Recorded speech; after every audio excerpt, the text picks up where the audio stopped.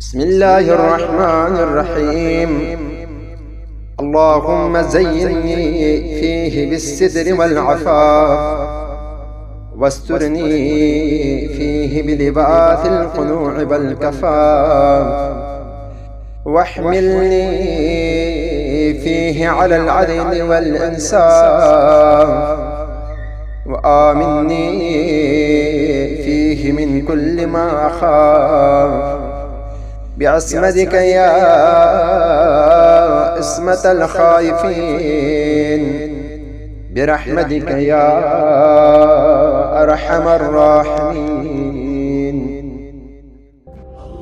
اللهم صل وسلم وزد وبارك